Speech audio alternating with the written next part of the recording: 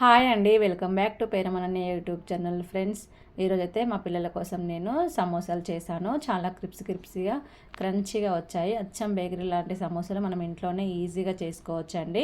చిన్న చిన్న tips follow అయ్యి చేసుకుంటే సమోసాలు చాలా బాగా వస్తాయి. ఫ్రెండ్స్, నేను ఎలా చేశాను అనేది ఈ వీడియోలో మీకు చూపిస్తాను.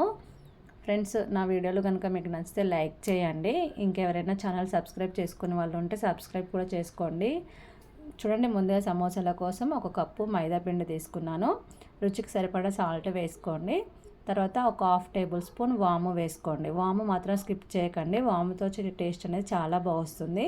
చూడండి, అంత పిండికి ఒకసారి కలిపేలా కలుసుకున్న తర్వాత ఒక కప్పు ఆయిల్ వేడి చేసుకొని ఇందులో వేసుకొని మీరు కలుపుకోండి. ఆయిల్ వేడిగా ఉంది కదా, ఫస్ట్ స్పూన్తో కలుపుకుందాం. ఇలా స్పూన్తో కలుపుకున్న తర్వాత స్పూన్ పక్కకు పెట్టేసుకొని ఇలా చేత్తో కొంచెం పిండి ఒత్తుతూ కలుపుకోండి. చూడండి, మనకు ఇలా పిసికినప్పుడు ముద్దలాగా వస్తే పిండి అనేది పర్ఫెక్ట్గా ఉన్నట్టు.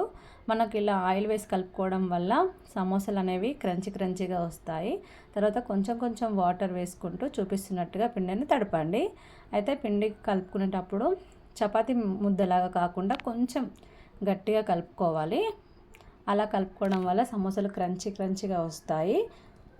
మెత్తగా రాకుండా ఉండాలంటే మనం కొంచెం గట్టిగా కలుపుకొని పిండి ఒక 10 నిమిషాలు పక్కకు పెట్టాలి. ఎక్కువసేపు పెట్టాల్సిన అవసరమేం లేదండి. మనం స్టఫింగ్ తయారు చేసుకున్నంత వరకు పక్కన పెట్టుకుందాం. తర్వాత నేను ఒక 3 ఆలుగడ్డలను తీసుకొని ఉడికించుకొని ఇలా తొక్క తీసుకోవాలి. తర్వాత దాన్ని కొంచెం తురుముకోవాలండి, అంటే మెత్తగా ఇలా చుంచుకోవాలి. మ్యాష్ చేసుకోండి. లేకపోతే చూడండి, ఇలా మెత్తగా చేసుకొని పక్కన పెట్టుకోండి. తర్వాత స్టవ్ పైన కడాయి పెట్టుకొని ఒక కప్పు ఆయిల్ వేసుకొని ఆవాలు, జీలకర్ర, తర్వాత తరిగి పెట్టుకున్న ఆనియన్స్, పచ్చిమిర్చి అన్నీ వేసుకొని ఒకసారి కలుపుకోండి. ఆనియన్స్ కొంచెం కలర్ మారేంత వరకు వేయించిన తర్వాత అందులో కొంచెం కరివేపాకు, రుచికి సరిపడా సాల్ట్, చిటికెడు పసుపు, ధనియా పౌడర్. నేను ఇక్కడ కారం వేయట్లేదండి, ఎందుకంటే పిల్లల కోసం కదా, కొంచెం చప్పగా చేస్తున్నాను. అంటే నేను పచ్చిమిర్చి వేసుకున్నాను కాబట్టి నాకు కారం అనేది సరిపోతుంది. పెద్దవాళ్ళకైతే కొంచెం చప్పగా అనిపిస్తుంది కదా, అప్పుడు మీరు కొంచెం రెడ్ చిల్లీ పౌడర్ వేసుకోండి. చూడండి, ఇలా స్టవ్ ఆఫ్ చేసుకొని ఒక కొంచెం నిమ్మకాయ పిండుకొని స్టఫింగ్ పక్కన పెట్టుకోండి.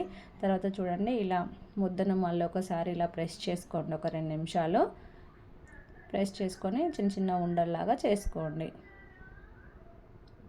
తర్వాత పొడిపిండి తీసుకొని ముద్దను అందులో డిప్ చేసుకొని ఇలా చపాతీలాగా అంటే ఒత్తుకోవాలి. అంటే ఇవి ఒత్తుకునేటప్పుడు రౌండ్గా కాకుండా కొంచెం పొడుగు వచ్చేలాగా ఒత్తుకోవాలి. చూడండి, ఇలా చూపిస్తున్నట్టుగా ఒత్తుకోండి. ఇలా ఒకదాని తర్వాత ఒకటి అన్నీ ఒత్తుకొని పక్కన పెట్టుకోండి. చూడండి, ఇది ఒత్తుకునేటప్పుడు బాగా పలచగా ఉండద్దండి, కొంచెం మందమే ఉంచుకోవాలి. తర్వాత ఇంకొకటి కూడా తీసుకొని అలానే ఒత్తుకుందాం. పొడుగు వచ్చేలాగా ఒత్తుకోవాలండి. ఇలా ఒత్తుకొని పిండి వేసి మనం ఒత్తుకుంటున్నాం కాబట్టి ఒకదానిపైన ఒకటి వేసి పెట్టుకున్నా ఏం అతుక్కోకుండా ఉంటాయి. చూడండి, ఇలా అన్నీ చేసుకున్న తర్వాత ఒకదాని తర్వాత ఒకటి ఇలా వేసుకొని అన్నీ ఇలా ఒకదాని తర్వాత ఒకటి వేసుకొని ఒక చాక్ తీసుకొని చూపిస్తున్నట్టుగా మధ్యలోకి కట్ చేసుకోండి. ఇందులో మనం ఒక్క ముద్దలో మనకు రెండు సమోసాలు అవుతాయండి. చూడండి, మనం పొడి వేసి చేసుకున్నాం కాబట్టి పిండి కొంచెం ఒకదానికొకటి అంటుకోకుండా ఉంటాయి. చూడండి, ఇలా చేస్తే సమోసా షీట్స్ అనేవి రెడీ అయిపోతాయి. తర్వాత ఒక్కొక్క షీట్ తీసుకొని అలా వాటర్ అప్లై చేసుకొని చూపిస్తున్నట్టుగా ఫోల్డ్ చేసుకోండి.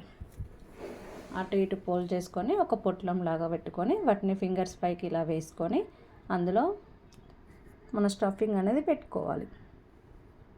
సమోసా చేసేటప్పుడు ఎప్పుడైనా స్టఫింగ్ నిండుగా ఫిల్ చేసుకోవద్దండి.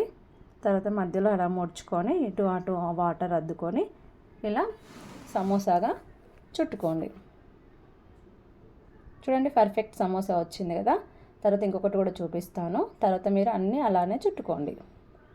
మొత్తం ఆ వాటర్ అప్లై చేసుకొని ఇటు ఒక ఫోల్డింగ్ అటు ఒక ఫోల్డింగ్ ఒక ప్యాకెట్ లాగా ఫోల్డ్ చేసుకొని ఫింగర్స్ పైకి ఇలా వేసుకొని స్టఫింగ్ అనేది అందులో పెట్టుకోవాలి. చూడండి, స్టఫింగ్ అంతా వరకే పెట్టుకొని అంచులకు అంటుకోవద్దు. అలా మధ్యలోకి ఫోల్డ్ చేసుకొని దీన్ని అటు ఫోల్డ్ చేసుకొని చూడండి ఇలా చూపిస్తున్నట్టుగా సమోసాలన్నీ రెడీ చేసుకోండి. మనం ఎప్పుడైనా అంచులకు మాత్రం వాటర్ పెట్టుకోవాలి, లేకపోతే స్టఫింగ్ ఊడిపోయే ఛాన్స్ ఉంటుంది. ఇలా అన్ని సమోసాలు చేసుకొని ఒక ప్లేట్లో పెట్టుకోండి. చూపిస్తున్నట్టుగా ఒక ప్లేట్లో పెట్టుకొని డీప్ ఫ్రైకి ఆయిల్ పెట్టుకొని ఒక్కొక్క సమోసా వేసుకుంటూ కాల్చుకోండి. సమోసాలు ఎప్పుడైనా లో టు మీడియం ఫ్లేమ్లో కాల్చుకోండి. హై ఫ్లేమ్లో కాలుస్తే పైన మాత్రం కలర్ వచ్చేసి లోపల సాఫ్ట్గా ఉంటాయి. అందుకే లో టు మీడియం ఫ్లేమ్లో ఆయిల్ కూడా ఎక్కువ వేడిగా ఉన్నప్పుడు వేయకండి, తక్కువ వేడి ఉన్నప్పుడు వేసి 2 సార్లు అటు ఇటు తిప్పుకుంటూ కాల్చుకోవాలి. ఒకసారి తిప్పేసి అయిపోయింది అనుకోవద్దండి, 2 సార్లు అటు ఇటు తిప్పుకుంటూ మంట లో టు మీడియం ఫ్లేమ్ పెట్టుకుంటూ నిదానంగా కాల్చుకోండి. సమోసా కాల్చుకోవడానికి కొంచెం ఎక్కువ టైమే పడుతుంది. అలా కాల్చుకుంటేనే సమోసాలు క్రిప్సీగా వస్తాయండి. తర్వాత అన్నీ తీసుకొని ప్లేట్లో వేసుకుంటే సమోసాలు అనేవి రెడీ అయిపోతాయి ఫ్రెండ్స్. నేను చేసిన సమోసాలు కనుక మీకు నచ్చితే వీడియోని లైక్ చేయండి, షేర్ చేయండి, సబ్స్క్రైబ్ చేసుకోవడం అయితే మర్చిపోకండి. Bye friends.